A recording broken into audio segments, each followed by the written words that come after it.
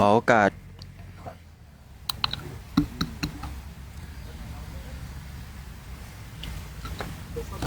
พี่มายบอกอาจารย์มณิษฐ์เปิดไมค์ให้หน่อยครับแต่วันนี้ครับอาจารย์บอกเขาเปิด ไม่ติดครับไม่หลักไม่ติดครับลองเปิดดิลองดิมันดังไหมมันเปิดแล้วอ่ะดังครับนะโมนะโมนะโมนะโมนะโมนะโมไม่ดังครับตัวแดงครับขอบวัดติดบนลูกไหมไม่เกี่ยวครับไม่เลย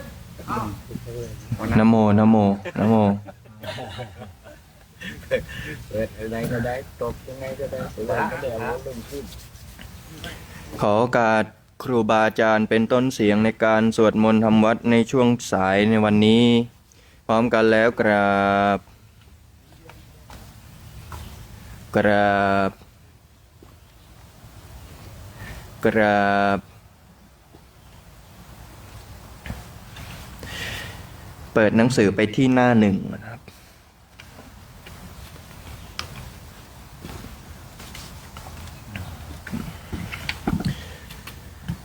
ธรรมที่บรรพชิตควรพิจารณาเนือ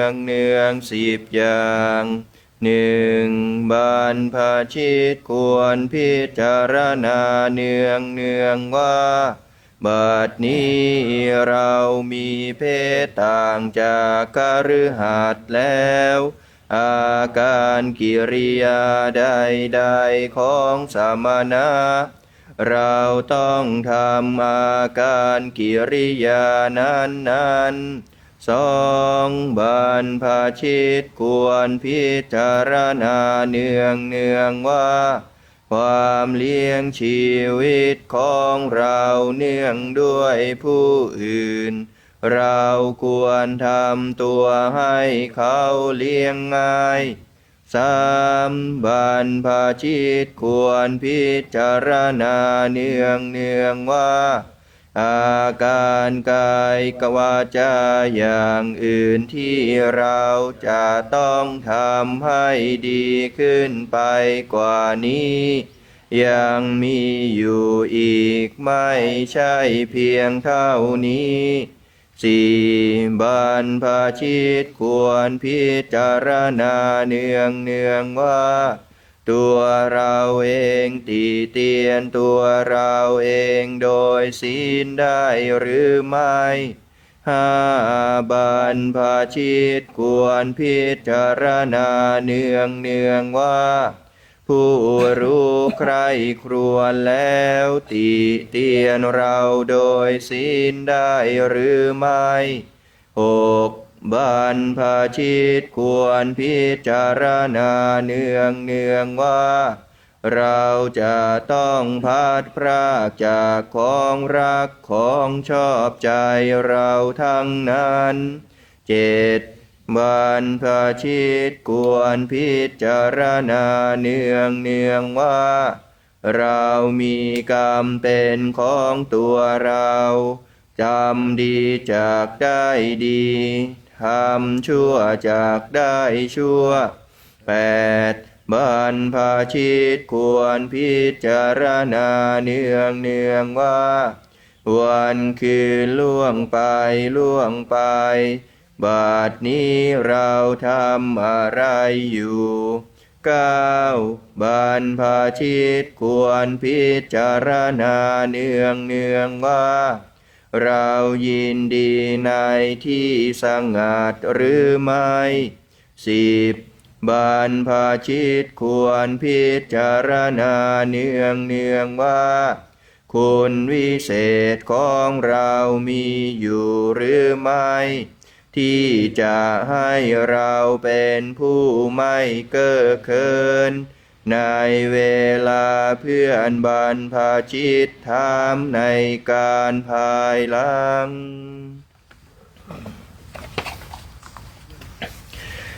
โยโสภะคะวะอะระหังสัมมาสัมพุทโธ พระผู้มีพระภาคเจ้านั้นพระองค์ใดเป็นพระอรหันต์ตรัสรู้เองโดยชอบแล้วสวากขาโตเยนะภะคะวะตาธัมโมพระธรรมคือศาสนาที่พระผู้มีพระภาคเจ้านั้นพระองค์ใดตรัสไว้ดีแล้วสุปฏิปันโนยัสสะภะคะวะโตสาวกสังโฆ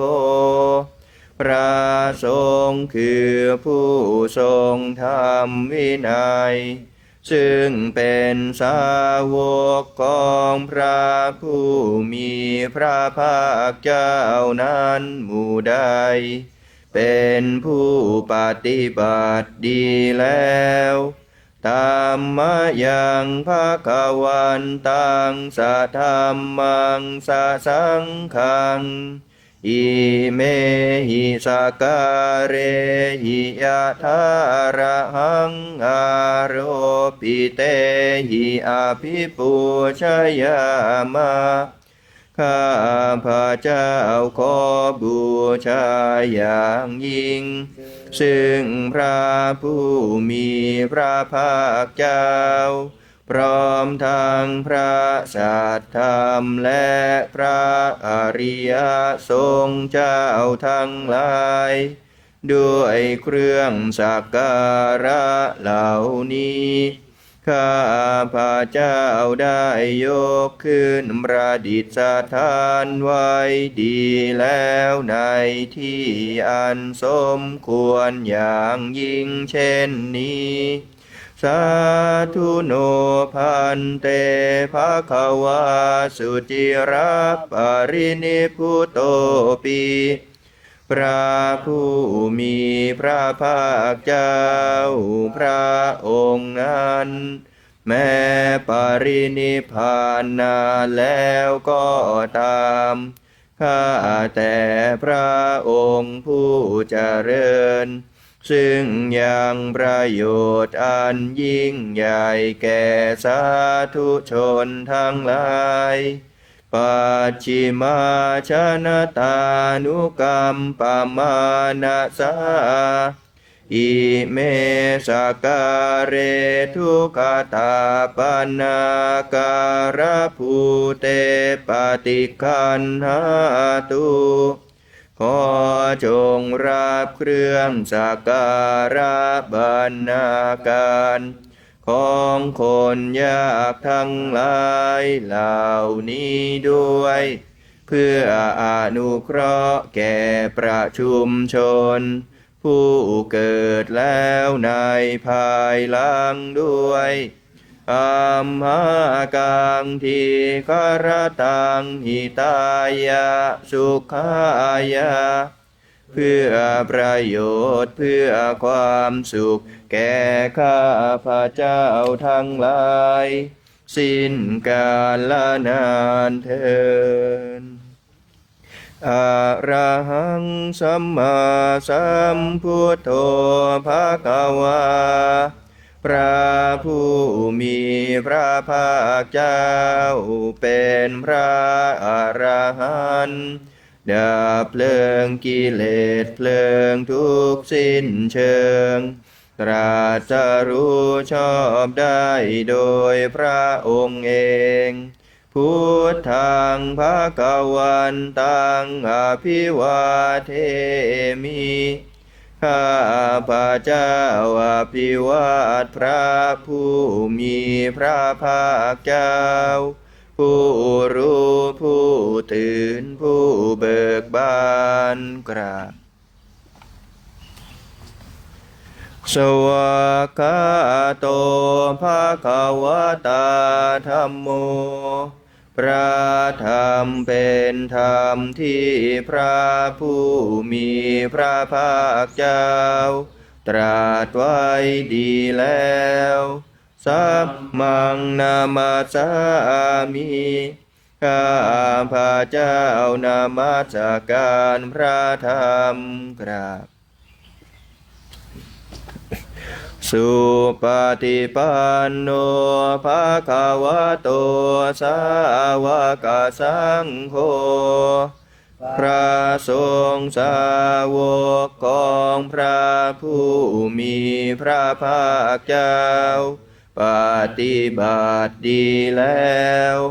สังฆังนามามิข้าพระเจ้านอบน้อมพระสงฆ์กราบหันธรรมยังพุทธัสสะภะคะวะโตปุพพาคณมการังกโรมาเสนะโมตัสสะภะคะวะโตขอนอบน้อมแด่พระผู้มีพระภาคเจ้าพระองค์นั้นอะระหะโตซึ่งเป็นผู้ไกลจากกิเลสสัมมาสัมพุทธัสสะตรัสรู้ชอบได้โดยพระองค์เองนะโมตัสสะภะคะวะโตขอนอบน้อมแด่พระผู้มีพระภาคเจ้าพระองค์นั้นอะระหะโตซึ่งเป็นผู้ไกลจากกิเลสสัมมาสัมพุทธัสสะตรัสรู้ชอบได้โดยพระองค์เองนะโมตัสสะภะคะวะโตขอนอบน้อมแด่พระผู้มีพระภาคเจ้าพระองค์นั้น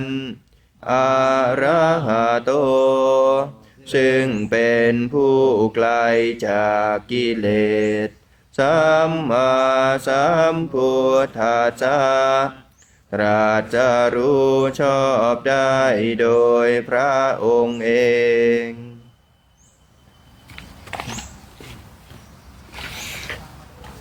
หันธรรมยังพุทธาภิทุติงกโรมาเสโยโสตถาคโต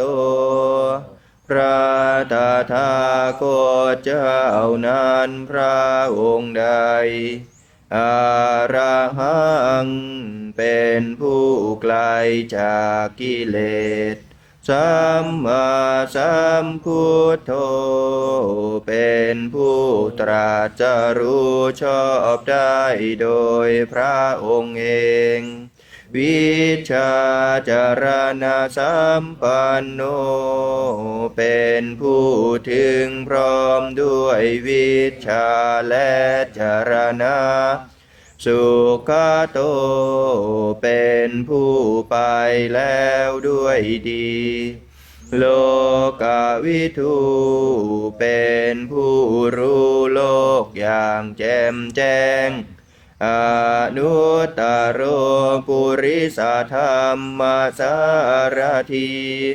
เป็นผู้สามารถฝึกบุรุษที่สมควรฝึกได้อย่างไม่มีใครยิ่งกว่าสัทธาเทวมนุษย์สานังเป็นครูผู้สอนของเทวดาและมนุษย์ทั้งหลายพุทโธเป็นผู้รู้ผู้ตื่นผู้เบิกบานด้วยธรรมภคะวะเป็นผู้มีความจำเริญจำแนกธรรมสั่งสอนสัตว์โยอิมังโลกังสะเทวกังสะมารกังสะพรหมกัง สัจมานะพรามณิงปะชังสะเทวมนุสังสยังอภิญญาสัจจิกัตตวะปะเวเทสีพระผู้มีพระภาคเจ้าพระองค์ใดได้ทรงทำความดับทุกข์ให้แจ้งด้วยพระปัญญาอันยิ่งเองแล้วทรงสอนโลกนี้พร้อมทั้งเทวดามารพรหมและหมู่สัตว์พร้อมทั้งสมณะพราหมณ์พร้อมทั้งเทวดาและมนุษย์ให้รู้ตามโยธรรมังเทเสสีพระผู้มีพระภาคเจ้าพระองค์ใดทรงแสดงธรรมแล้วอาทิกาลยานังไพเราะในเบื้องต้นมัชเชกัลยานังไพเราะในท่ามกลางปาริโยสานกัลยานังไพเราะในที่สุดสัทธังสัพยัญชนะเกวลปริปุณังปริสุทธังพรหมจริยังปกาเสสีทรงประกาศพรหมจรรย์คือแบบแห่งการปฏิบัติอันประเสริฐบริสุทธิ์บริบูรณ์สิ้นเชิงพร้อมทั้งอัฏฐะพร้อมทั้งพยัญชนะตมหังภะคะวันตังอภิปูชยามิข้าพระเจ้าบูชาอย่างยิ่งเฉพาะพระผู้มีพระภาคเจ้าพระองค์นั้นตมหังภะคะวันตังศิรสานามามิข้าพระเจ้านอบน้อมพระผู้มีพระภาคเจ้าพระองค์นั้นด้วยเสียงกล่าวกราบ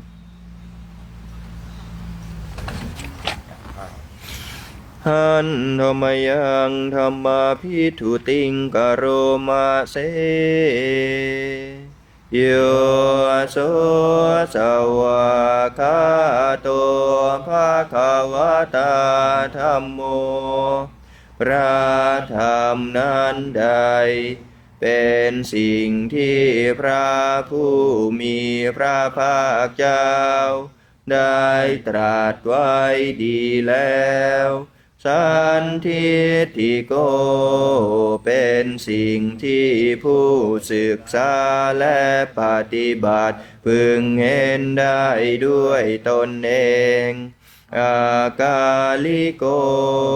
เป็นสิ่งที่ปฏิบัติได้และให้ผลได้ไม่จำกัดกันเอหิปัสสิโกเป็นสิ่งที่ควรกล่าวกับผู้อื่นว่าท่านจงมาดูเถิดโอปนายิโก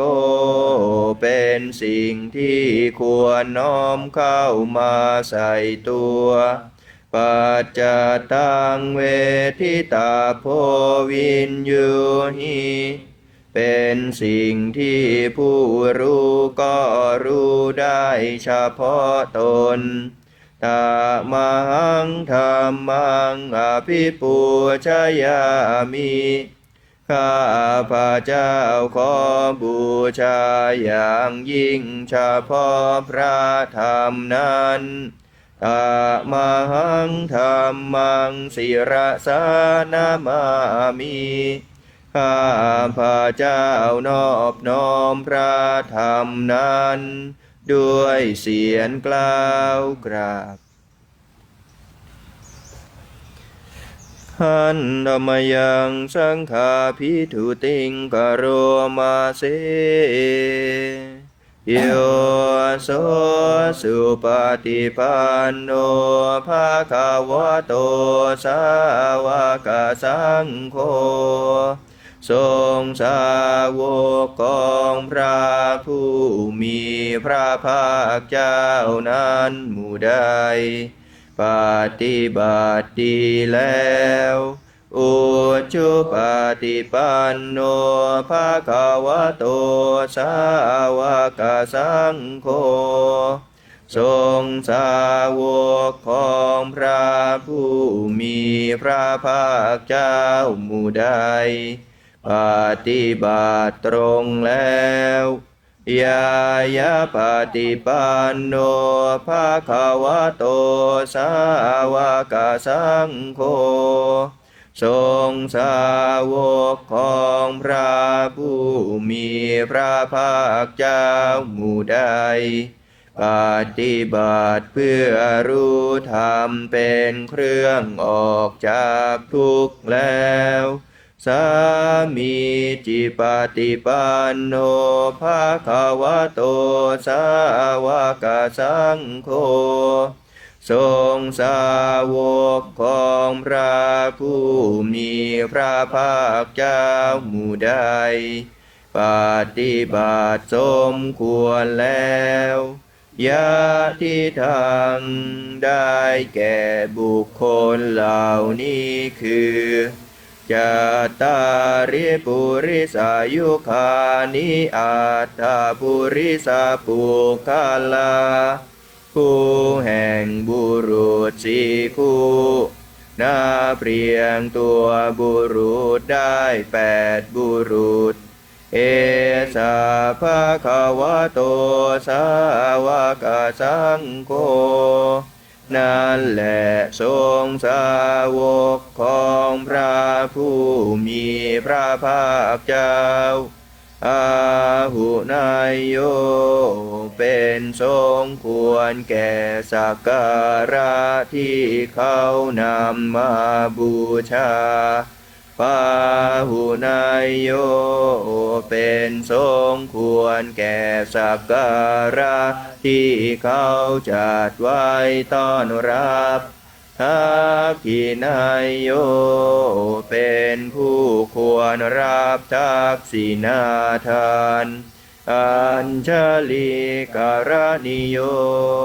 เป็นผู้ที่บุคคล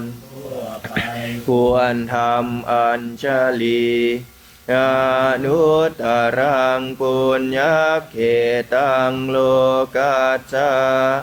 เป็นเนื้อนาบุญของโลกไม่มีนาบุญอื่นยิ่งกว่าตามหังสังฆังอภิปูชยามิข้าพระเจ้าขอบใจอย่างยิ่งเฉพาะพระธรรมตามหังสังฆังศิรสานามามิข้าพระเจ้านอบน้อมพระสงฆ์หมู่นั้นด้วยเสียงกล่าวกราบ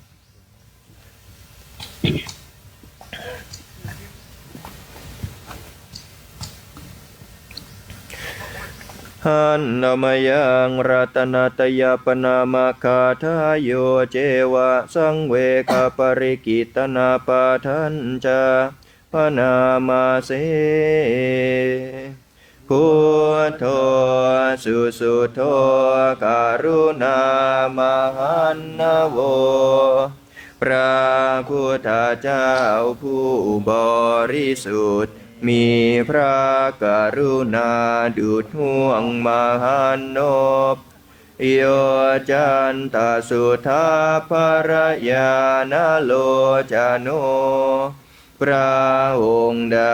มีตาคือญาณอันประเสริฐหมดจดถึงที่สุดโล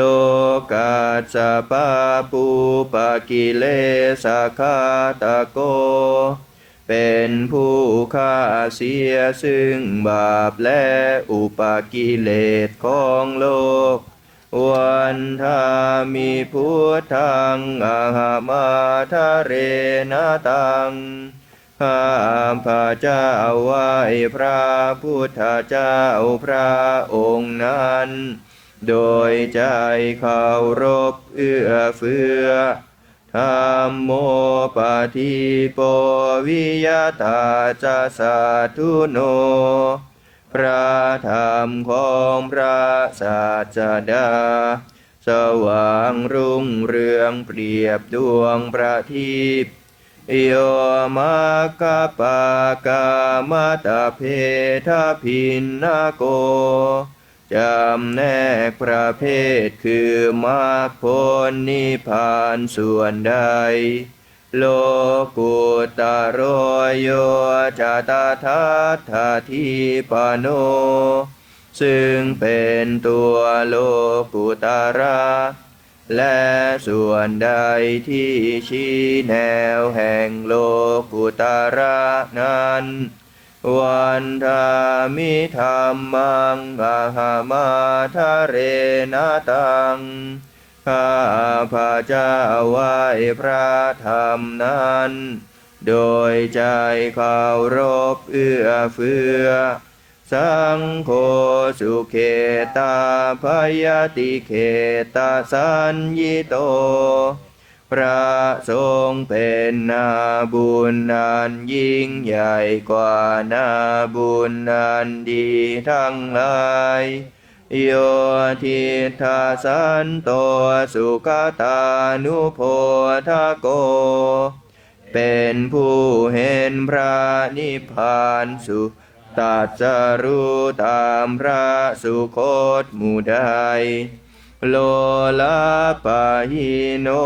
อริโยสุเมธาโส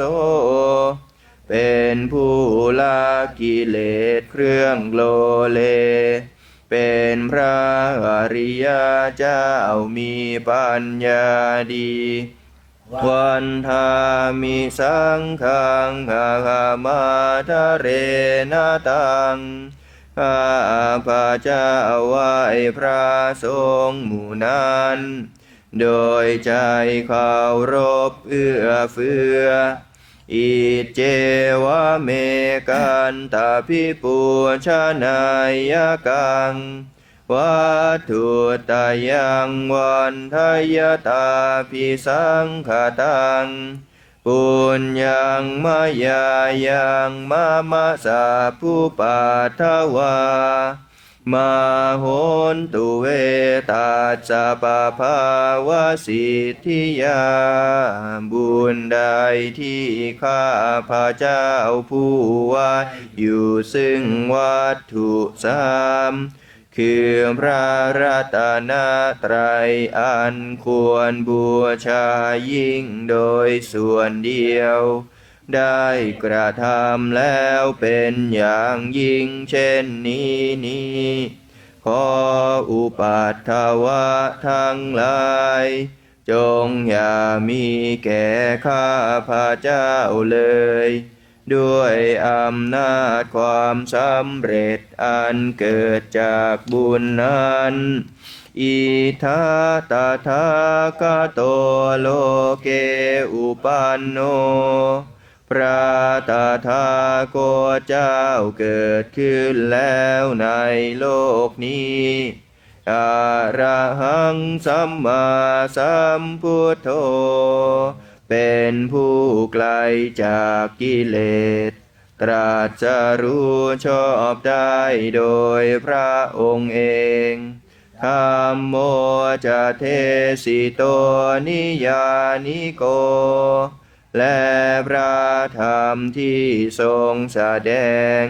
เป็นธรรมเครื่องออกจากทุกข์อุปสามิโกปรินิพพานิโกเป็นเครื่องสงบกิเลสเป็นไปเพื่อปรินิพพานสัมโพธคามิสุขตาปเวทิโต เป็นไปเพื่อความรู้พร้อม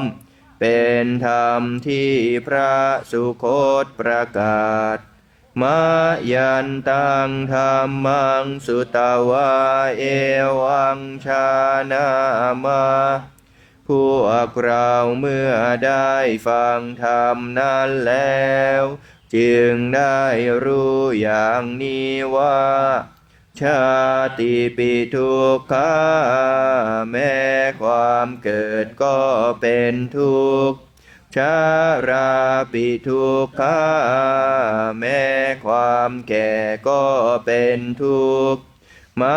รณะปิทุกขังแม้ความตายก็เป็นทุกข์โสกปริเทวทุกขโท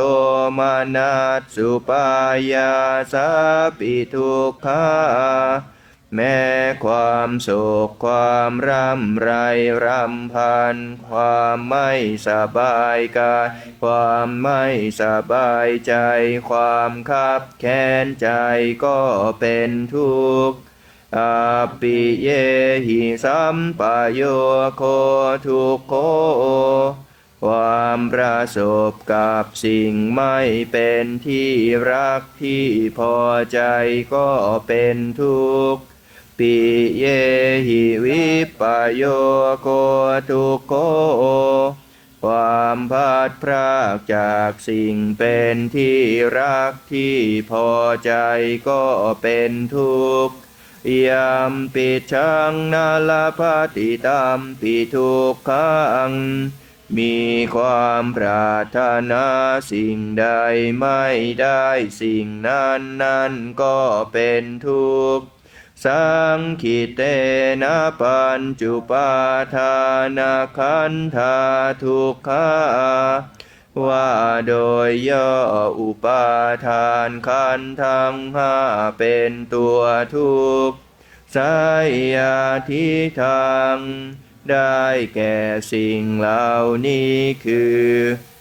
รูปูปาทานขันโธ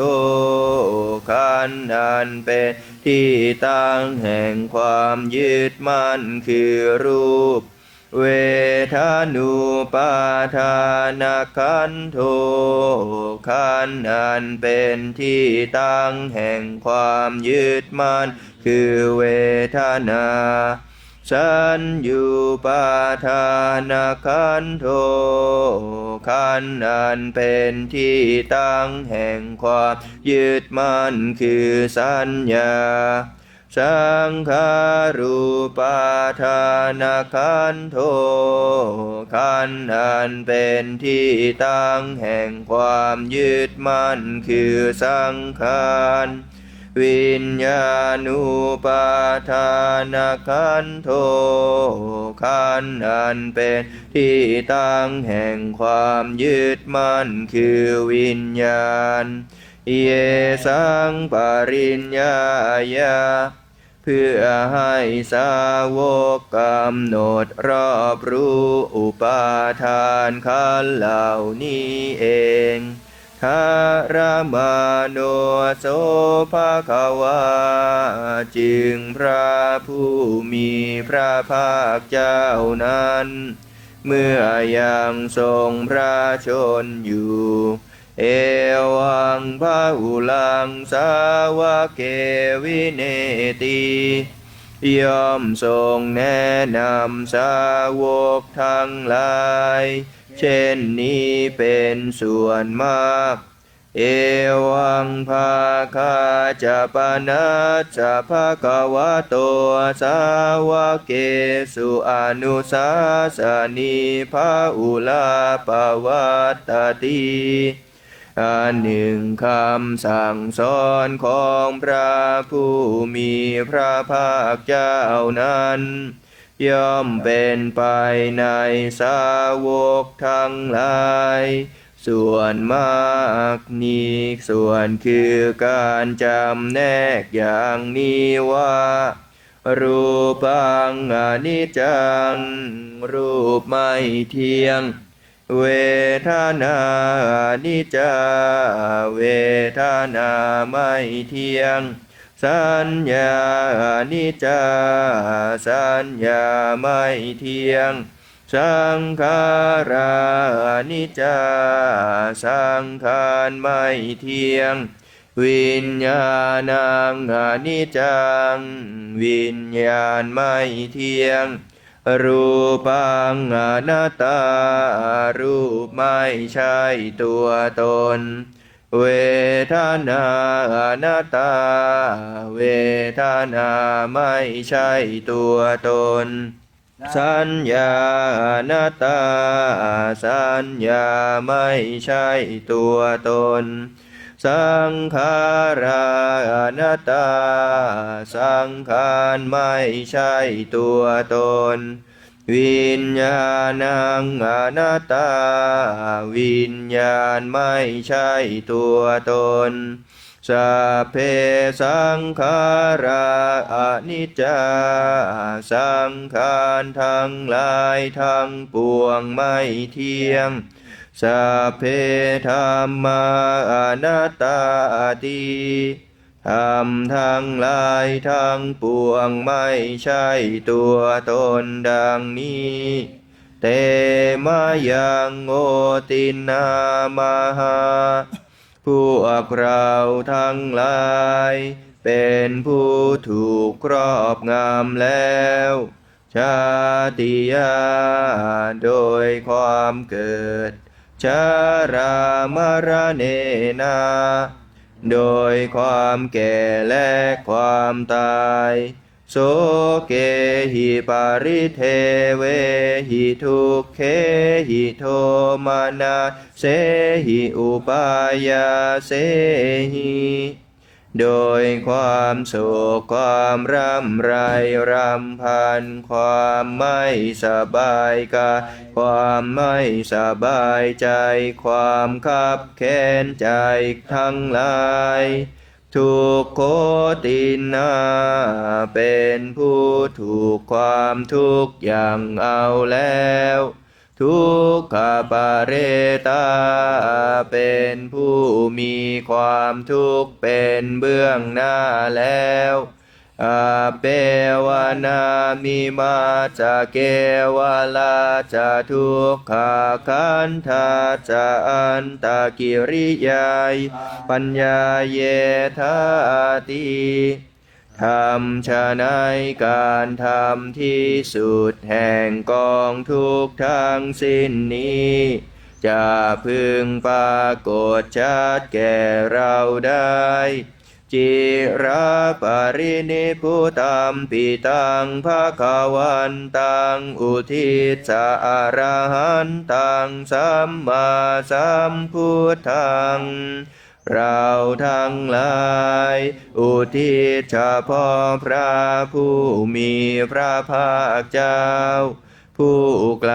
จากกิเล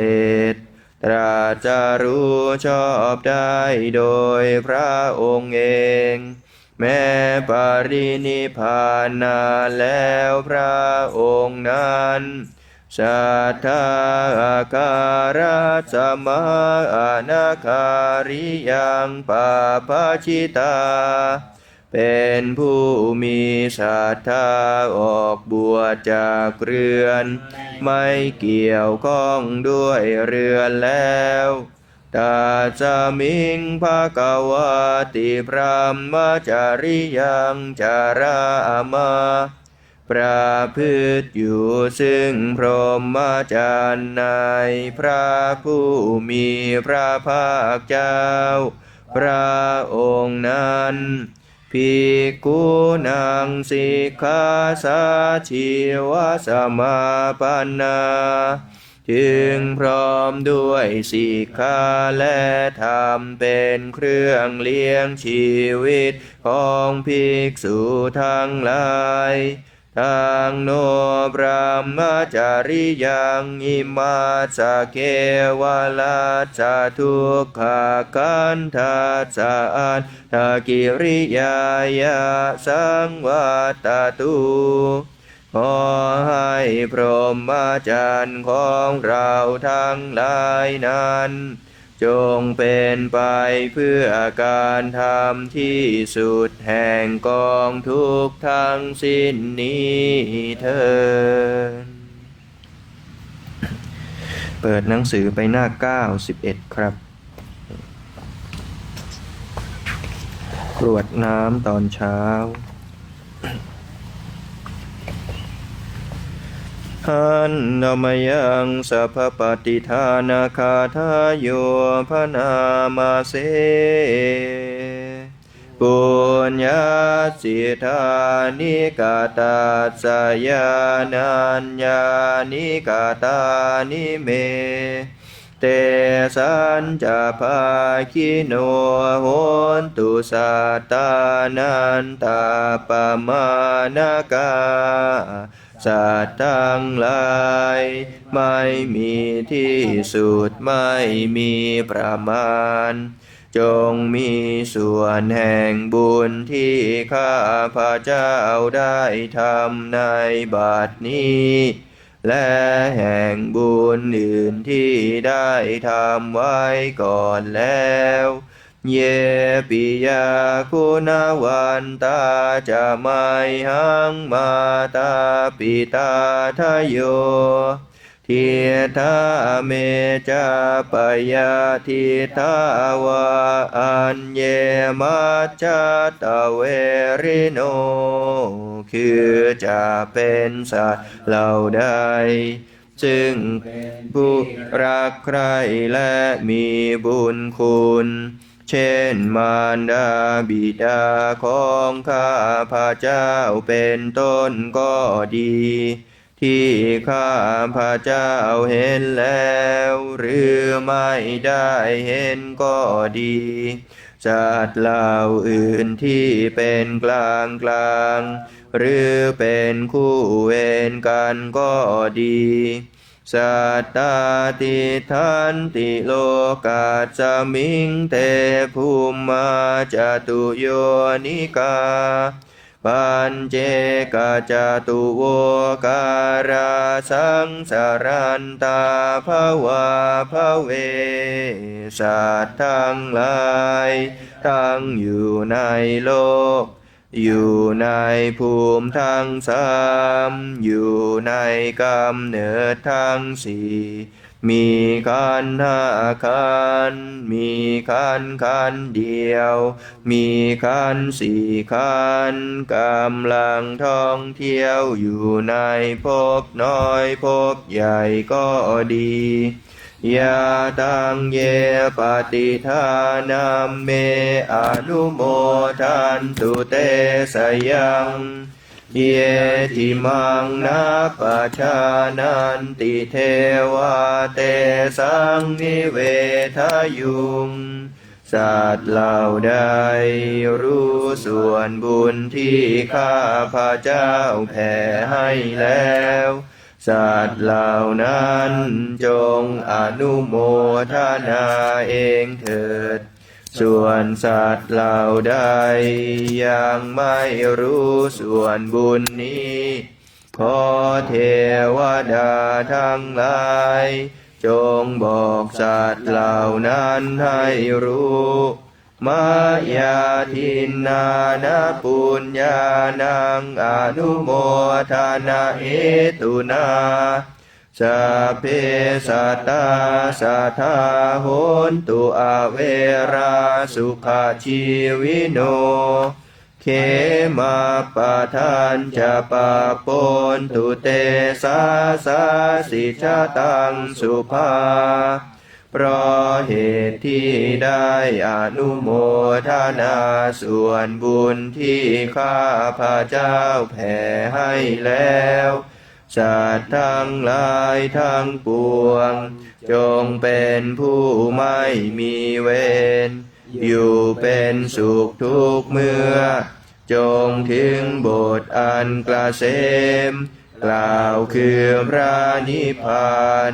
ความปรารถนาที่ดีงามของสัตว์เหล่านั้นจงสำเร็จเถิดหน้า99ครับ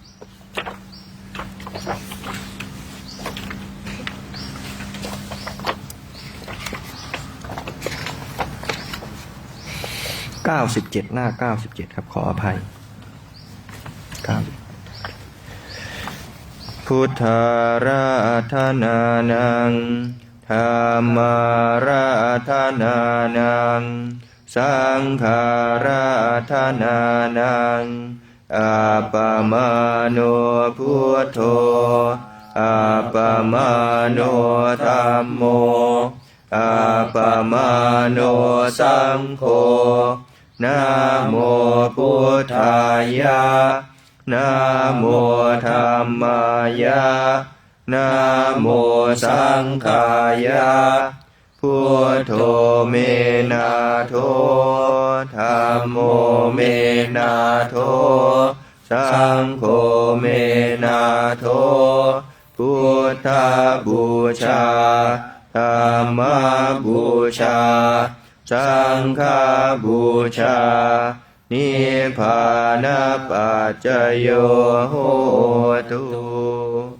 ข้าพระเจ้าทั้งหลายขออาราธนาคุณพระพุทธคุณพระธรรมคุณพระสงฆ์อันหาประมาณมิได้มาเป็นที่พึ่งที่ระลึกถึงจงช่วยอภิบาลรักษากายวาจาใจของข้าพระเจ้าทั้งหลายให้ตั้งมั่นอยู่ด้วยธรรมเจริญไปด้วยธรรมพร้อมทั้งให้เจริญด้วยสติปัญญาญาณเข้าถึงธรรมอันเป็นเครื่องพ้นทุกข์ให้ถึงซึ่งสันติสุขเป็นผู้รู้ผู้ตื่นผู้เบิกบานโดยไพบูรณ์ทุกประการและจงยังประโยชน์ให้ถึงพร้อมทั้งส่วนตนบุคคลอื่นชีวิตอื่นอันเป็นเพื่อนทุกข์เกิดแก่เจ็บตายด้วยกันทั้งหมดทั้งสิ้นตลอดกาลและนานเถิด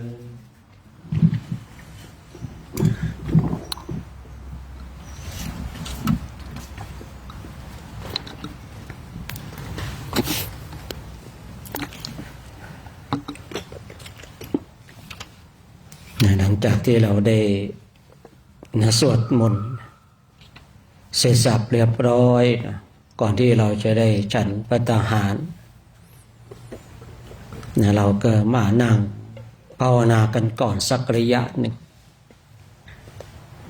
อาหารกายเป็นหน้าที่ของญาติโยมผู้ที่มีศรัทธาในวันพุทธศาสนาผู้ที่มีศรัทธาในทานบารมีในเรื่องของข้าวน้ำโภชนาอาหารเป็นเรื่องของญาติโยมผู้ที่มีศรัทธากายของเราก็ต้องการอาหารใจของเราก็ต้องการธรรมะถ้าเราเห็นความเกิดแก่เจ็บตายเป็นทุกข์นะใจของเราจะต้องการธรรมะแต่ถ้าใจของเราไม่เห็นโทษของการเกิดแก่เจ็บตายเราจะละเลยธรรมะใจของเราจะไม่เสพในธรรมที่พระพุทธเจ้าทรงตรัสไว้ฉะนั้นพระภิกษุสงฆ์เราที่เราได้สวดชีวิตของเราอยู่เนื่องด้วยผู้อื่นเราควรทำตัวให้เขาเลี้ยงง่ายข้าวน้ำโภชนาอาหารที่ญาติโยมได้น้อมนำมาถวายเราท่านเหล่านั้นได้สร้างสรรค์ไว้อย่างดีแล้วผมยังชอบใจที่พระพุทธเจ้าพระทรงตรัสไว้ชีวิตของเราอยู่เนื่องโดยผู้อื่นเราควรทำตัวให้เขาเลี้ยงง่ายคือชาวบ้านชาวเมืองเขากินอย่างไรเราก็ฉันอย่างนั้นชาวบ้านชาวเมืองเขาใส่บาตรให้เราอย่างไรเราก็ฉันอย่างนั้นให้เราเป็นผู้ที่อยู่ง่ายฉันง่ายถ้าเราอยู่ตรงไหนแต่ แต่ตัดเรื่องฉันไปได้ตัดเรื่องกินไปได้เนี่ยมันก็สบายเนี่ยคนโดยส่วนมากก็วุ่นวายกับการกินเนี่ยยุ่งกับการกินเมื่อวุ่นวายกับการกินยุ่งกับการกินเนี่ยเรื่องเลยมากสมัยก่อนไม่มีภัตตาคารแล้วถึงแม้ว่ามีก็มีน้อยเหลือเกินแต่เพราะว่าเขารู้ว่าคนทั้งหลายเนี่ยมันยุ่งกับการกินมากก็เลยมีภัตตาคารมีร้านอาหารนี่เราอยู่ในฐานะพระภิกษุสงฆ์เราต้องเป็นบุคคลที่เลี้ยงง่ายมีอะไรก็ฉันไปเพื่อประทังความหิวเพื่อดับทุกขเวทนาเก่าคือความหิวที่เราฉันภัตตาหารกันเนี่ยเพื่อดับทุกขเวทนาเก่าคือความหิวและเราก็ไม่สร้างทุกขเวทนาใหม่ให้เกิดขึ้นคืออิ่มเกินไปแต่บางคนนี่หิวเนี่ยมันก็เกิดความทุกข์เนาะหิวอิ่มมากเกินไปก็อึดอัดอีกก่อให้เกิดความทุกข์อีกฉะนั้นพระพุทธเจ้าของเรารู้จักประมาณในการบริโภคอาหารที่ชอบใจมากเลยคำว่าก่อนที่เราจะอิ่มเนี่ยให้หยุดเลย5-6 คำไม่ใช่กินเกินเนี่ยฉันเกินไปเนี่ยพอน้ำเข้าไปอีกมันก็จะอึดอัดพอเรารู้สึกว่าจะอิ่มแล้วอีก5-6 คำจะอิ่มแล้วเราก็หยุดพระพุทธเจ้าพระองค์ทรงตรัสพระองค์ทรงสอนทุกอย่างเรื่องของการคลองผ้าก็ดีเรื่องของการอาบน้ำสงน้ำก็ดีเรื่องของการที่หลับที่นอนเรื่องของการขบฉันเรื่องของการเป็นอยู่อยู่แต่เพียงผู้เดียวต้องทำตัวอย่างไรอยู่ในป่าช้าควรทำตัวอย่างไรอยู่กับหมู่คณะควรทำตัวอย่างไรอยู่ในป่าในเขาควรทำตัวอย่างไรพระเจ้าพระองค์ทรงสั่งสอนทุกอย่างบอกเตือนสติเราทุกอย่างแม้แต่การขบฉันพระองค์ก็ทรงสั่งสอนบอกกล่าวนะ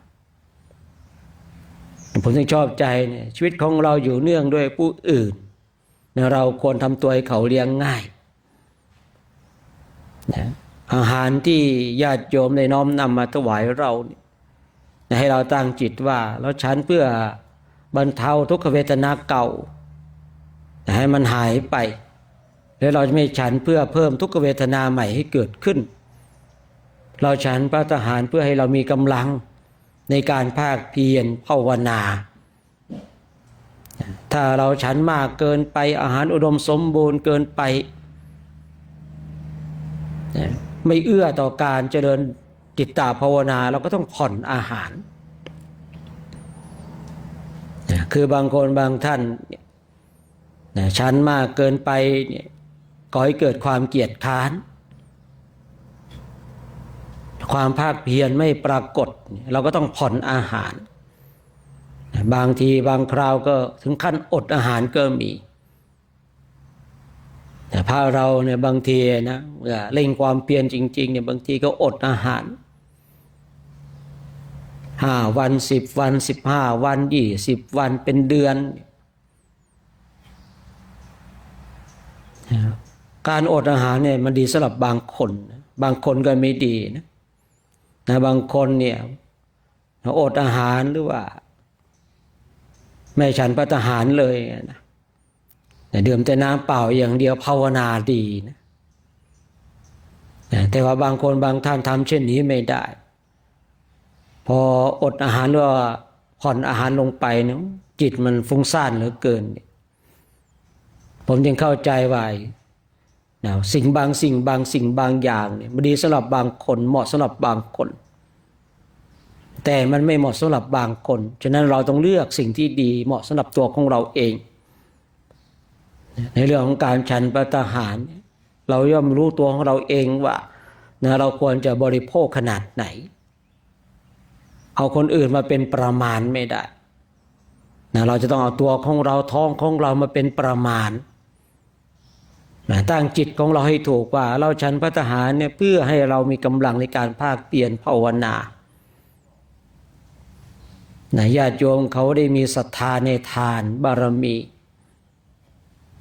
ญาติโยมผู้ที่มีศรัทธาเขาศึกษาเรื่องทานบารมีมาอย่างดีแล้วเขาจึง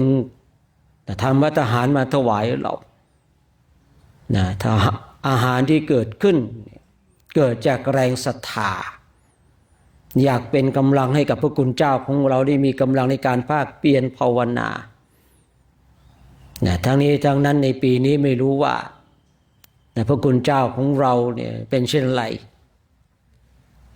เพราะว่าพระเราเนี่ยบางรูปบางองค์ในอดีตชาติเนี่ยเป็นบุคคลที่ตระหนี่เกิดมาในชาตินี้ก็จะลำบากเรื่องของข้าวน้ำโภชนาอาหารพระคุณเจ้านะบางรูปบางองค์ในอดีตชาติเป็นบุคคลที่ให้ทานอย่างเป็นประจำในชาตินี้ข้าวน้ำโภชนาอาหารได้อุดมสมบูรณ์คือในการที่เรามาอยู่กับหมู่คณะเนี่ยนะบางทีเนี่ยถ้าบางคนบางท่านเนี่ยคือพูดง่ายๆว่าในอดีตเป็นบุคคลที่ตระหนี่กำลังของบุญไม่มีแต่กำลังของตระหนี่ติดตามเรามานะบางทีก็อาจจะทำให้หมู่คณะอดก็ได้นะแต่ตรงนี้ก็เช็คกันอีกทีหนึ่งตอนที่เราออกจาริกธุดงค์ว่าข้าวน้ำโภชนาอาหารเนี่ยอุดมสมบูรณ์ไหมหรือว่ามันขาดตกบกพร่องไปคือไม่ใช่ว่าญาติโยมเขาไม่มีศรัทธานะแต่ว่าวิบากกรรมของพระเราที่เป็นบุคคลตระหนี่มันปิดบังเมื่อก่อนเองผมเนี่ยเคยมีความสงสัยคือไปจาริกธุดงค์เนี่ยแต่ไปหมู่บ้านนั้นคนเขาก็ไม่ใส่ไม่ใช่เขาไม่มีศรัทธานะแต่ว่ากรรมวิบากที่เราเป็นบุคคลตระหนี่เนี่ยมันไปปิดบัง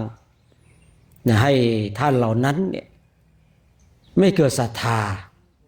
ไม่อยากจะใส่บาตรเนี่ยคือเราต้องเข้าใจว่าคือทุกคนเนี่ยถ้าศึกษาในพุทธศาสนาเนี่ยสิ่งหนึ่งที่เขารู้อย่างแน่นอนคือหลักของการสร้างทานบารมีเขารู้จักพระสงฆ์องค์เจ้าอย่างแน่นอนถ้าบุคคลที่อยู่ในขอบเขตของพระพุทธศาสนาทุกคนเนี่ยรู้จักการให้ทานเรื่องของการให้ทานเนี่ยเป็นขั้นพื้นฐานบางคนบางท่านอาจจะไม่รู้จักการรักษาศีลบางคนบางท่านอาจจะไม่รู้จักในการเจริญจิตตภาวนาแต่เรื่องของทานบารมีเนี่ยทุกคนรู้อย่างแน่นอนแต่ว่าทำไมบางทีเนี่ยเราออกไปบิณฑบาตยิ่งถ้าเราออกจาริกว่าเราเป็นบุคคลเช่นไรในอดีตชาติพระทานเกี่ยวมุ่งเน้นในการภาวนาอย่างเดียวเนี่ยถามว่าดีไหมมุ่งเน้นในการภาวนาอย่างเดียวมันก็ดีนะถ้าว่าเป็นชาติสุดท้ายสำหรับเราแต่ถ้าเราในชาตินี้พลาดโอกาสมรรคผลนิพพานเกิดไปชาติหน้าเรามีแต่มีกำลังของการมาเป็นเพียรภาวนาแต่ไม่มีกำลังของทานบารมีเลยจะเป็นเช่นไรพูดง่ายๆว่ามีปัญญาดีความจำดีอ่านเขียนได้ดีแต่ว่าไปที่ไหนก็อดอยากเหลือเกินเพราะอะไรไม่มีกำลังของทานบารมีนั่นเองซึ่งโครงการของเราเนี่ยจัดมาปีนี้เป็นปีที่12ที่จะพาไปจาริกธุดงค์ที่ประเทศอินเดียและเนปาลแต่ถ้ารวมที่ไม่ได้ไปอินเดียด้วยก็มากกว่านั้นคือบางปีเนี่ยคณะพระภิกษุสงฆ์ที่เข้ามาอยู่ในขอบเขตของโครงการเนี่ยบางรูปบางองค์ในคณะเป็นบุคคลที่ให้ทานมาอย่างดีนะทำให้หมู่คณะมีความอุดมสมบูรณ์ด้วยข้าวน้ำโภชนาอาหารแต่บางปีนี่ก็มีทุกขตะเข้ามาเพราะโทษของการตระหนี่นั่นเองนะ คือพระเราเนี่ยบางทีชอบมีความคิดว่าเราเป็นพระไม่จำเป็นต้องให้ทานแล้วต้องภาวนาอย่างเดียวเมื่อมีความคิดเช่นนี้ภาวนาในชาตินั้นเราไม่สามารถจะถึงมรรคถึงผลเนี่ยพอเกิดมาในชาติปัจจุบันเนี่ยเลยทำให้ตนเองไปไหนก็ไม่อุดมสมบูรณ์ด้วยข้าวน้ำโภชนะอาหารเท่านั้นยังไม่เพียงพอนะยังพาหมู่คณะอดด้วยนะผมจำได้นะประมาณสัก2-3 รุ่นด้วยกันเองที่คือพูดง่ายๆว่าไปบิณฑบาตที่ไหนนะคนเขาก็ไม่เห็นหมามันยังไม่มองนะมีอยู่2-3 รุ่นเหมือนกันนะไปบิณฑบาตตามหมู่บ้านต่างๆพันกว่าหลังคาเรือนเนี่ยนะพระ40-50 รูปไม่พอฉันนะท่านทั้งหลายนะเพราะอะไรอ่ะเพราะโทษของการตระหนี่นั่นเองนะโทษของการตระหนี่บุคคลที่เป็นทุกขตาหรือว่าไม่รู้จักการให้ทานในอดีตไปอยู่ในกลุ่มไหนนะสังคมไหนเนี่ยก็จะพาให้กลุ่มนั้นสังคมนั้นอดไปด้วยทีนี้ในปีนี้คณะของเรานี่ก็ต้องมาว่ากันอีกทีหนึ่งว่าจะเป็นเช่นไรนะตอนนี้เราก็ต้องบอกว่าติดตามตอนต่อไปว่าคณะของเราจะเป็นเช่นไรแต่เราพระของเรานี่จริงๆเนี่ยมันง่ายอยู่แล้วนะมีก็ฉันไม่มีก็ไม่ฉันพออย่างที่กล่าวไว้ว่าเรื่องของข้าวน้ำโภชนาอาหารเป็นเรื่องของญาติโยมนะญาติโยมเขามีศรัทธาเขาก็น้อมนำมาถวายเขาก็คนขวายนะญาติโยมที่เขาเห็นแล้วนะไม่ก่อให้เกิดศรัทธาเขาก็ไม่น้อมนำข้าวน้ำโภชนาอาหารมาถวายหน้าที่ของพระเราคือหน้าที่ทำหน้าที่ของตนเองให้ดีนะทำหน้าที่ของตนเองให้ถูกต้องนะทำหน้าที่ของตนเองให้มีศีลมีสมาธิมีปัญญานะฝึกฝนอบรมจิตตภาวนามีโอกาสเราก็ให้ทานไปตามกำลังของนักบวชคือการที่เราเป็นนักบวชเนี่ยการให้ทานของเราก็ต้องทำตามกำลังนะเพราะว่าเราไม่มีเงินเดือนเงินดาวเราไม่ได้ไปทำการค้าการขาย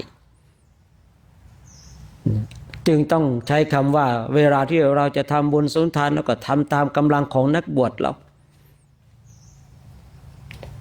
นักบวชเราเนี่ยพอมีจะกำลังในการให้ทานนะมากน้อยขนาดไหนเราก็ว่ากันไปนะเพราะสิ่งเหล่านี้มันเป็นเรื่องของเราเองเนี่ยแต่ถ้าเราอยากจะอุดมสมบูรณ์ด้วยข้าวน้ำโภชนาอาหารถ้าเรากลัวว่าชาตินี้ไปไม่ถึงมรรคผลนิพพานเนี่ยเราก็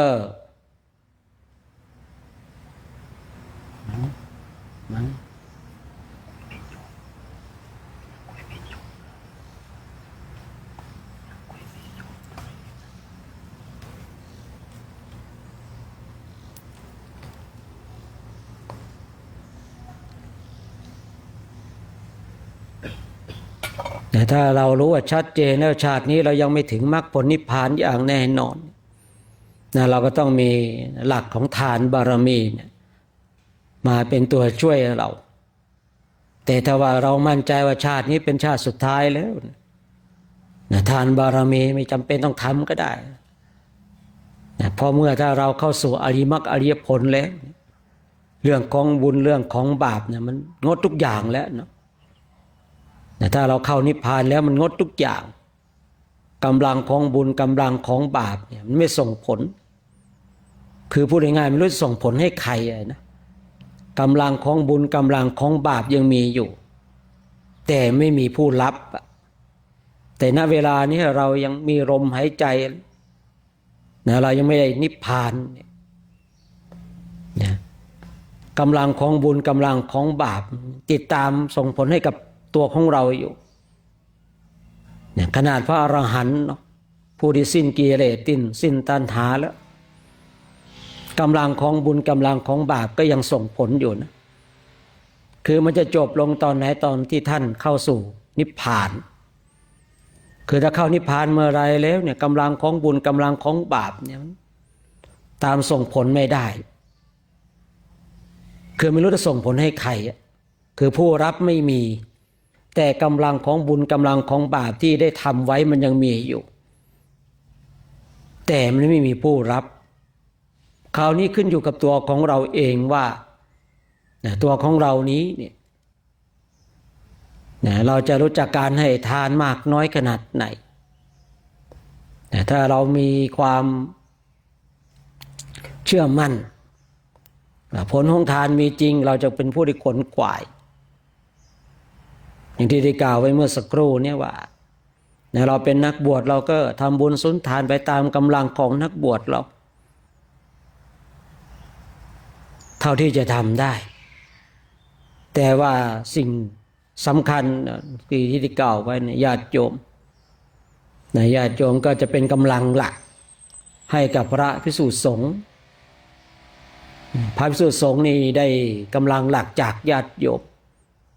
ที่ได้น้อมนำข้าวน้ำโภชนาอาหารมาเพราะท่านเหล่านี้ท่านได้ศึกษาเรื่องทานมาอย่างดีแล้วรู้จักขนขวายในการสร้างทานบารมี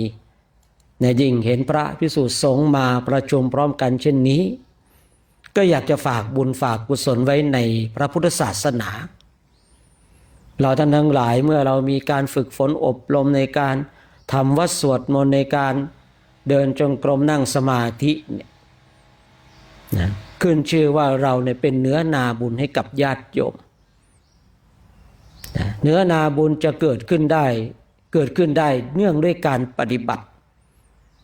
เนื่องด้วยการเดินจงกรมในการนั่งสมาธิทำวัดสวดมนต์เจริญธรรมกรรมฐานเนี่ยถึงแม้ว่าเรายังไม่ได้เป็นพระโสดาบันเราก็ขึ้นชื่อว่าเป็นเนื้อนาบุญเป็นเนื้อนาบุญให้กับญาติโยม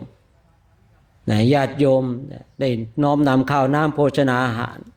เขาก็อยากได้บุญถ้าพูดกันง่ายๆนะญาติโยมที่เขามาทำอาหารถวายเราเนี่ยไม่ได้อยู่ในฐานะลูกเราไม่ได้อยู่ในฐานะเครือญาติของบุคคลเหล่านั้นเลยแต่ถ้าเหล่านั้นก็ยอมสละทรัพย์ภายนอกมาฝากทรัพย์ไว้กับเราคือทรัพย์ภายในให้เรามีกำลังในการค้นขวายในการเดินจงกรมในการนั่งสมาธิกันฉะนั้นในวันนี้ก็คิดว่าสมควรแก่เวลาให้เราท่านทั้งหลายทำความรู้สึกตัวทั่วพร้อมน้อมจิตน้อมใจจิตที่เป็นบุญเป็นกุศลเราจะได้ร่วมกันแผ่เมตตาให้กับสรรพสัตว์ทั้งหลายที่เป็นเพื่อนทุกข์เกิดแก่เจ็บตายของเราสัตว์ใดที่มีความทุกข์ขอให้พ้นจากทุกข์สัตว์ใดที่มีความสุขก็ขอให้สุขยิ่งขึ้นไปนะ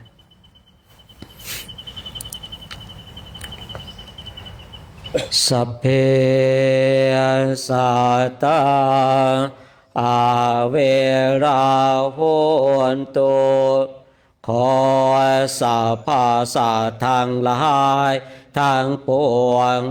ที่เป็นเพื่อนทุกข์เกิดแก่เจ็บตายด้วยการทั้งหมดทั้งสิ้นจงเป็นสุขเถิดอย่าได้มีเวรต่อกันและกันเลยอาพยาปัชชาโหนตุจงเป็นสุขเถิดอย่าได้พยาบาทเบียดเบียนซึ่งกันและกันเลยอานิคาโหนตุจงเป็นสุขเถิดอย่าได้ความทุกข์กายทุกข์ใจเลยโสขิอัตตานังปริหารันตุจงมีแต่ความสุขกายสุขใจรักษาตนให้รอดพ้นจากทุกข์โทษเวรภัยอันตรายทั้งปวงจงทุกข์ทั่วหน้าเถิด กาตังปุญญาภารังไมหังสาเพภาคีภวันตุเตขอสาปาสาททางหลายทั้งปวงเหล่านั้นจงเป็นผู้มีส่วนได้เสวยผลบุญที่ข้าพระเจ้าทั้งหลายได้บำเพ็ญแล้วนี้เถิ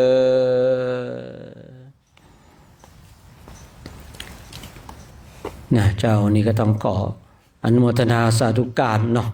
เดี๋ยวรอสัญญาณทางโรงครัวก่อนว่าเสร็จหรือยังนะไม่รู้ว่าไปซื้อน้ำปลากลับมาหรือยังก็ไม่รู้นะปลูกมะละกอไม่รู้ว่าสุกหรือยังก็ไม่รู้นะ ก็ต้องรอก่อนเนาะต้องรอทางโรงครัวส่งสัญญาณก่อนเนาะฉะนั้นวันนี้เราก็ไม่แน่ใจว่าทางเจ้าหน้าที่นะทางเจ้าหน้าที่นี่จะเก็บเอกสารหรือว่ารวบรวมเอกสารตอนไหนอย่างไรเราก็คอยฟังดูก็แล้วกันเนาะ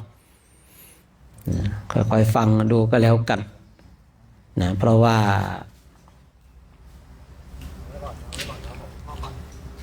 ช่วงที่มาอยู่ด้วยกันเนี่ยก่อนที่เราจะออกจาริกวันที่21นี่เราต้องเตรียมต้องเอกสารบริขารทั้งหลายนี่ต้องพร้อมแล้วเนาะต้องพร้อมแล้วตอนนี้ก็ทางสปลาวที่เดินทางมาถึงไม่รู้ว่าบริขารครบหรือยังถ้าไม่ครบก็ถามท่านคำมั่นก็แล้วกันนะ ถามท่านบุญมีก็แล้วกันนะถ้ามันขาดยังไงก็ไม่ต้องมาหาผมนะไปหาทางคำมั่นไปหาทางบุญมีโน่นนะไปดูถามตรงโน้นไอ้นี่ผมหายไอ้นี่ผมขาดไอ้นี่ผมไม่มีนะ เพราะว่าโดยส่วนมากเราก็เป็นพระนักธุดงค์อยู่แล้วเนาะพระนักธุดงค์อยู่แล้วส่วนมากบริขารของเราก็คงจะพร้อมแต่ที่แน่ๆวันนี้เดี๋ยวก็ถ้าใครไม่มีเสื้อไม่มีหมวกกันหนาวไม่มีถุงเท้าก็เดี๋ยวก็ไปเบิกเอาเนาะสบู่ยาสีฟันขาดยังไงก็บอกกันนะครับผมแต่ถ้าสตางค์หมดนี่ไม่ต้องมาบอกนะบางสิ่งบางอย่างเนี่ยถ้าขาดเนี่ยมาบอกกันได้นะยกเว้นอย่างเดียวสตางค์ไม่มีห้ามมาบอกนะ ไม่มีเหมือนกันนะต่อไปทองแดงไม่เห็นถ่ายรูปอุตส่าห์ให้กล้องไปถ่ายรูปนะไปคอยถ่ายรูปเลยนะเอาทองแดงมาเป็นมือถ่ายรูปเลยวันนี้นะรูปไหนไม่สวยก็โทษทองแดงนะทางสปลาวนะคอยถ่ายรูปดินะเรานั่งสมาธิเมื่อกี้มีรูปหรือเปล่าไม่รู้นะเดี๋ยวถ้าไม่มีจับทองแดงสวดมหาสมัยคนแรกเลย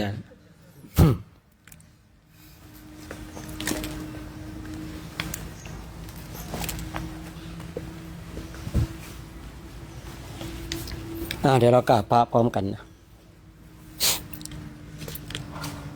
อะระหังสัมมาสัมพุทโธภะคะวาพุทธังภะคะวันตาอภิวาเทมิสวากขาโตภะคะวะตาธัมโมธัมมังนามาสามิติดนั้นนะโสปฏิปันโนภะคะวะโตสาวกสังโฆสังฆังนามามิกับผมเนาะญาติโยมรออยู่นี่ก่อนเด้อนะเดี๋ยวรอรับพรจากคณะพระภิกษุสงฆ์เดี๋ยวคณะพระภิกษุสงฆ์ท่านจะออกไป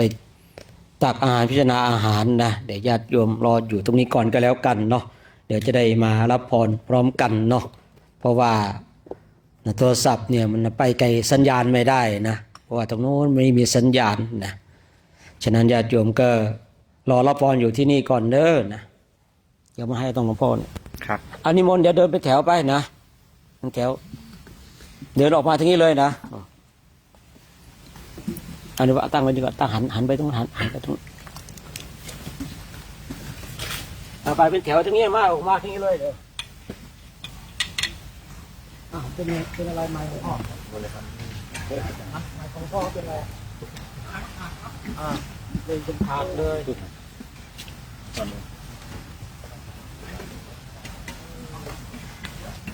นิมนต์ นิมนต์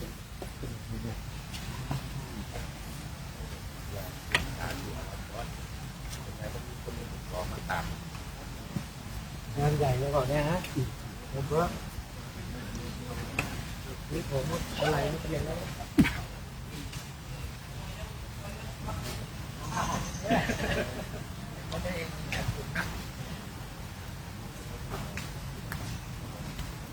องค์จะแต่งนอนที่คุณ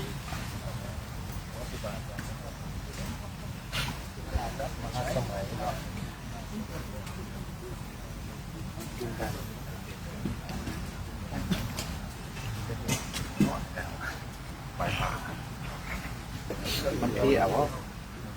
ดอกพกแล้วก็ปูพริกไทยน้ำปลาตะหมูที่ไม่เดี๋ยวปูเต้นให้หน่อยเต้นวันน้ำ มีเต้นฟรีนะเอาไหม เอา แต่มันขาดนะ เต้นง่ายๆ พูดเล่น พูดเล่น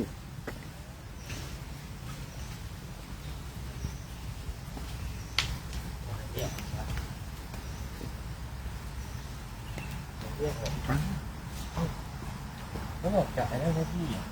เอามาแล้วไง พี่ก็ต้องเอา อะไรเนี่ยเราอะไรเนี่ย เราสัมภาระที่ไหน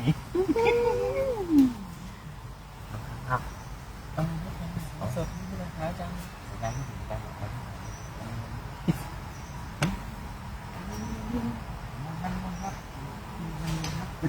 ใช่ไหมครับต้องเรียกว่าอะไรสุปานีใช่ไหม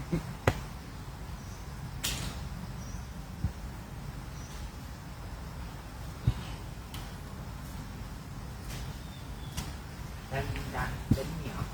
เป็นผมมันเป็นวงคือหรอมันเป็นเต่าดูอ่ะดูต้องเอาเป็นเต่ามาจะมาเอาไป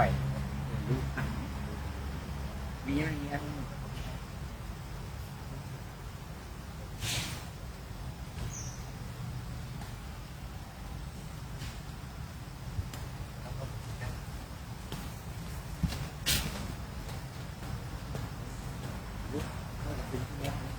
ประมาณนั้น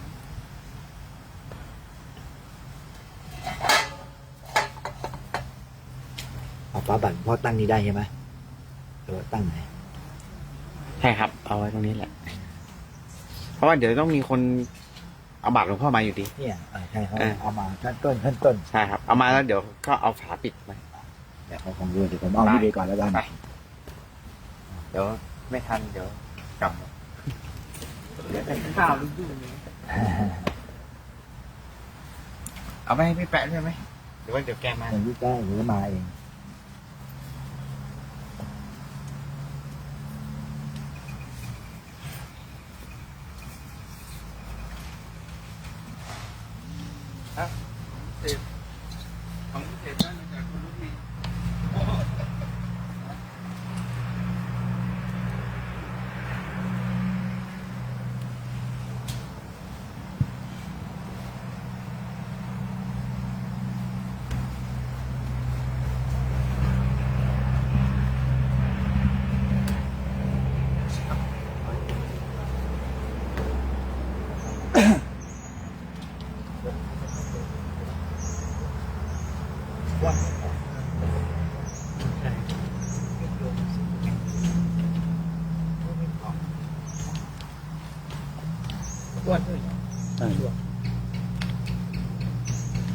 กี่องค์นับขันกี่องค์ คนเล็กน้อย เขาบอกว่าไปที่ในปีที่ไม่จัน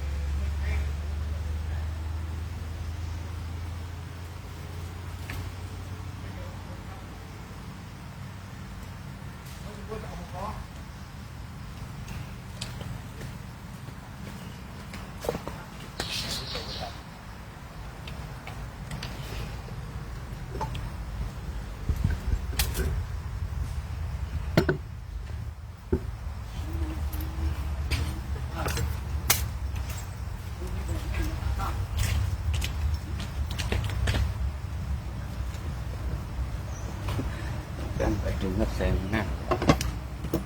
เอาลงนี้เลย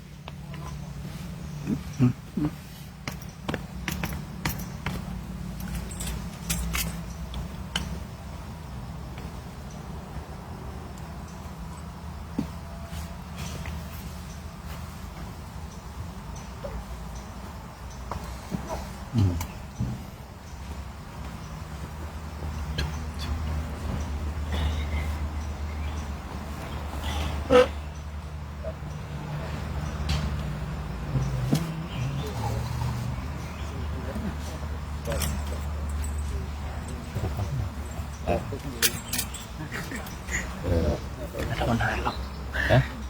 โทนหายกระโถนกระโถนยังไม่ได้เอามาไม่เป็นไรมาครับมานี่ก่อน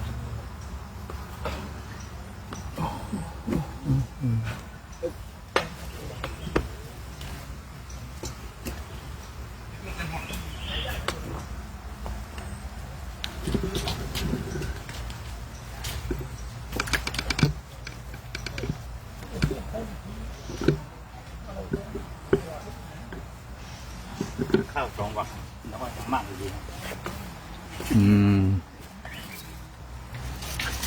ให้โดนนิดให้นิดกลายเป็นมาก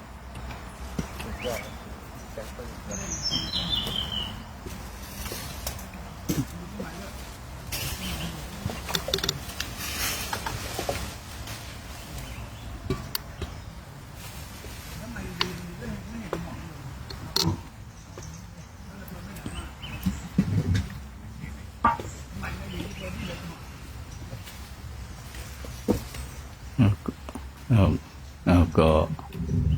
อนุโมทนากับญาติโยมเด้อ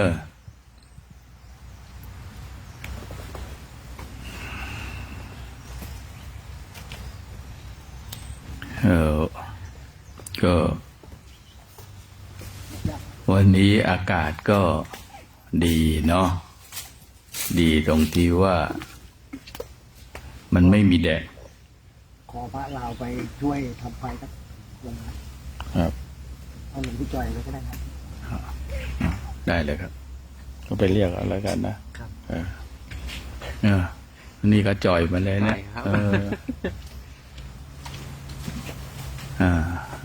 สาธุสาธุพระอังกฤษเป็นยังไงบ้างพระอังกฤษแต่กอตแลนด์สาธุครับสาธุสาธุมันสบายดีหรือเปล่ามันอะไรเหลืองๆวะไอ้นุ่นปกติฮะดีเนาะ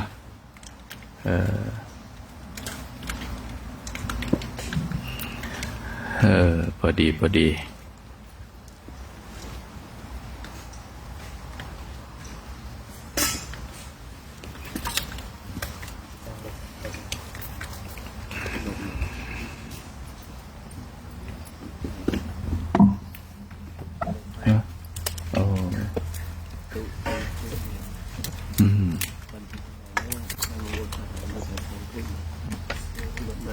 จีวร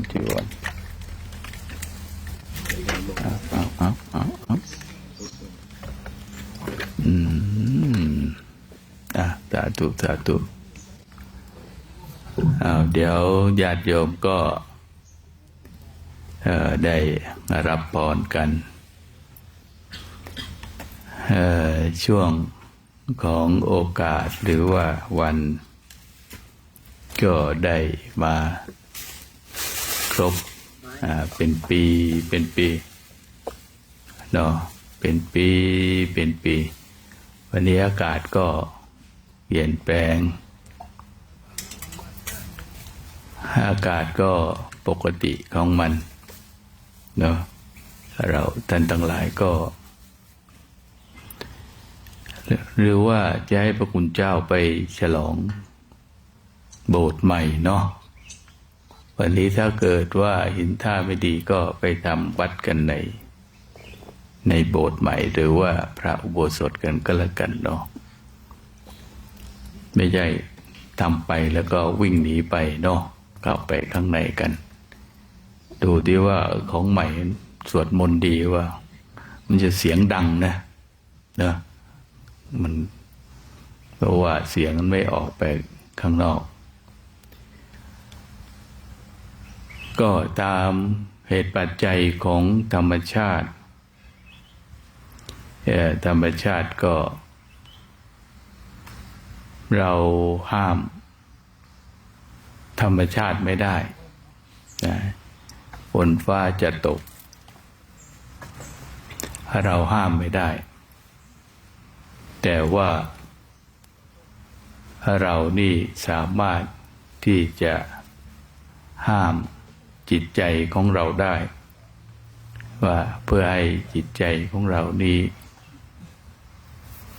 เข้าสู่ความสงบความร่มเย็นหรือว่าห้ามจิตใจของเรานั้นให้เกิดความเข้าใจในสัจจะชีวิตหรือความจริงหรือทำให้ชีวิตของเราเนี่ยมันดีขึ้นมาได้แต่ก็ขึ้นอยู่กับว่าเราท่านทั้งหลายจะประพฤติปฏิบัติได้อย่างไรเนี่ยนะก็ขึ้นอยู่กับเหตุปัจจัยในส่วนของเรานะให้เราทุกท่านนี่ได้ระลึกได้นึกถึงส่วนที่สำคัญเอาไว้ว่าจิตใจเป็นส่วนสำคัญจะได้ฝึกฝนอบรมประพฤติปฏิบัติกันอากาศธรรมชาติมันก็อยู่อย่างนี้มันก็มีเหตุมีปัจจัยที่ทำให้ฝนฟ้ามันตกต้องความจริงก็ตกต้องตามฤดูกาลเพราะว่าฝนนี่ก็ดีหลายอย่างก็คือว่าตอนที่ปลูกข้าวฝนมันไม่ค่อยตกพอปลูกข้าวเสร็จแล้วข้าวมันออกรวงดีแล้วเก็บเกี่ยว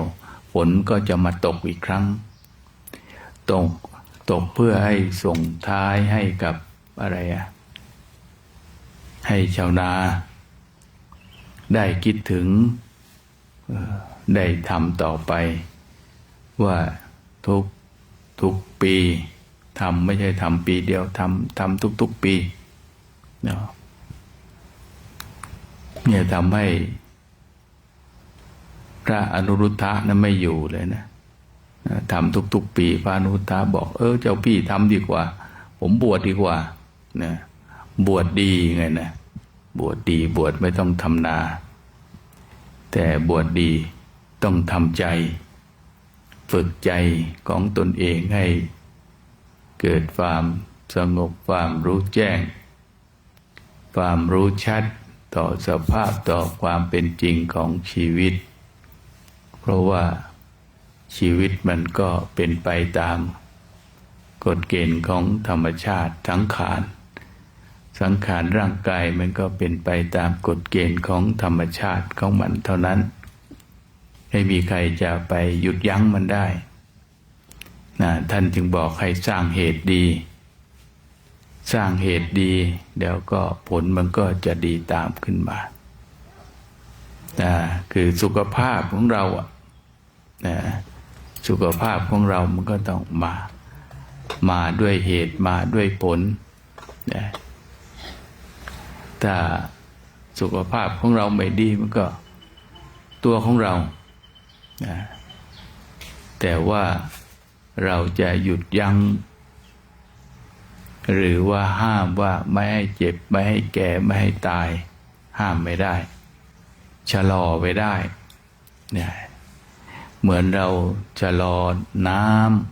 ำที่บ้านเราเขาเรียกว่าฝายน้ำเนี่ยให้มันค่อยๆไหลลงไปสู่ที่ต่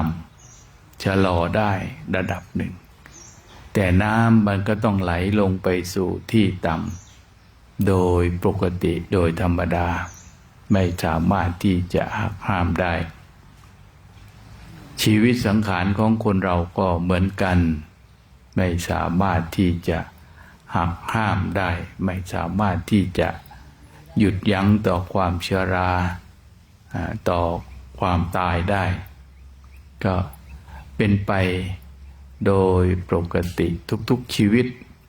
ทุกชีวิตที่มันผ่านเข้าผ่านออกมันก็เป็นไปอย่างนี้ห้ามไม่ได้ไม่งั้นมันก็ไม่มีป่าช้าไงมีป่าช้าก็แสดงว่ามีคนตายมีโรงพยาบาลก็แสดงว่ามีคนเจ็บไข้ได้ป่วยก็ปกติทีนี้พระคุณเจ้าเราก็อยู่ด้วยธาตุสี่ขันธ์ห้าอยู่ด้วยกฎของธรรมชาติก็คือความแก่ความเจ็บความตายเหมือนกันแต่สิ่งที่ไม่เหมือนบุคคลหรือว่าชาวบ้านก็คือว่าได้มีโอกาสฝึกจิตของตนเองฝึกจิตก็พระพุทธองค์ก็เลยให้มีรูปแบบว่าต้องใช้รูปแบบนี้ถึงจะฝึกจิตไปได้ดีได้เร็วหรือว่าฝึกจิตแบบมืออาชีพบวชเป็นพระก็เลยมีกฎมีกติกามีธรรมวินัยที่จะให้ผู้คนได้ประพฤติปฏิบัติได้บำเพ็ญทางที่จะไปสู่ความสงบความพ้นทุกข์เนี่ยก็คือว่าต้องมานุ่งห่มแบบนี้ใช้ชีวิตแบบนี้แล้วก็จะเปลี่ยนแปลงจิตใจของตนเองได้เร็วแต่ไม่ใช่ว่าคฤหัสถ์จะปฏิบัติธรรมไม่ได้คฤหัสถ์ก็ปฏิบัติธรรมได้แต่ว่าไม่ค่อยต่อเนื่องโดยปกติคฤหัสถ์เขาจะมาเป็นผู้บำเพ็ญบารมีกัน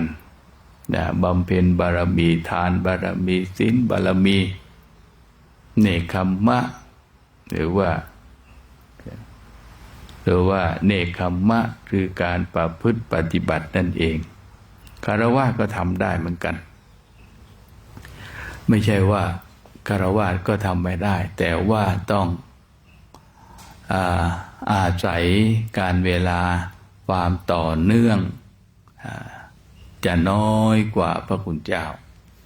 ทีนี้ถ้าพระคุณเจ้าเมื่อได้โอกาสดีแล้วไม่เคยให้ปฏิบัติธรรมให้ต่อเนื่องก็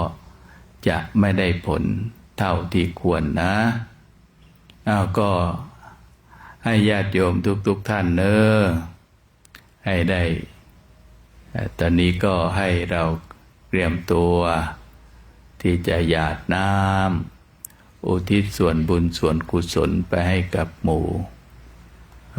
เจ้ากรรมนายเวรหรือว่าผู้วายชนที่ได้ล่วงลับไปแล้ว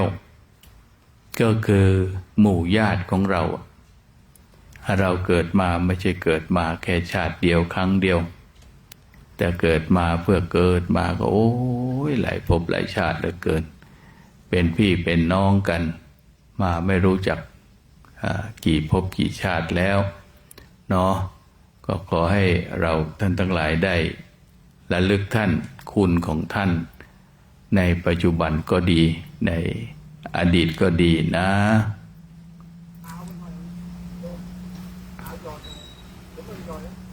ยะถา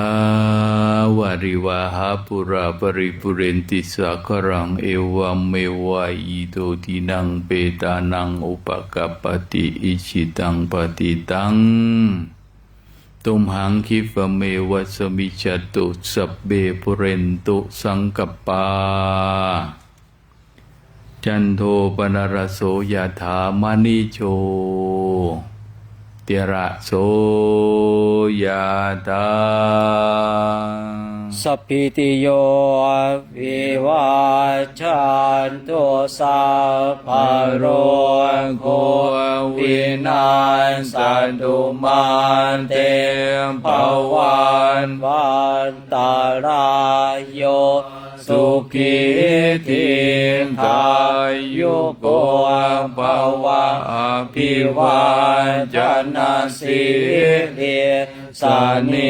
จังพุทธังปัจจายโนจันตารโอธรรมาวันทันติอายุวันโนสุขังพลังอายุวันตะโกวันตนาวัฏโกสิริวัฏโกยสวัฏโกภาลาวัฏโกวัฏโกสุขวัฏโกโหตุสัมปทาตัวกโรกัปปยาเวนะโสกันสันจุจุปันตวะอเนกาอันตรายามปิวินาสันตุเตชะสาชยสิทธิทานังลามภาโสทิปักขยังสุขังปลังสิริอายุจาวันโนจะโพคาบุญเทียนจะยสวาสัตวาสาจะอายุจะชีวสิทธิปวันตุเตภวตุสัพพมังคลังรักขันตุสัพพเทวตาสัพพพุทธานุภาเวนัสทานโสทิภวันตุเตภวันตุสัพพมังคารังรักขันตุสัพพเทวตาสัพพมานุภาเวนัสทานโสทิภวันตุเตภวันตุสัพพมังคารังราคันตุสัพพเทวตาสัพพสังฆานุภาเวนัสทาโสทิภวันตุเตหันธรรมยังตาตุปฏิกุลปินตาปาตังปนามาเสยานทัมปัญจยังปวันตมานังทานตุมันตเมเวนตังยันติทังปินตาปาตัวตาทุกขกุลจักโกนจะปวงกะโลนทานตุมาตาโกนิสันตัวนิจิวสุญญนสามปปานายาเป็นทปานโตอาชิโกชนิ โยอิมัง โพติกายาปันทวาอติวิยาชิกุจนิโยชายันติ สาธุสาธุนิมนต์พิจารณาญาติโยมก็ทานข้าวทานน้ำกันเนอะทานแล้วก็ให้อิ่มหนำสำราญเราทานของเราก่อนนะ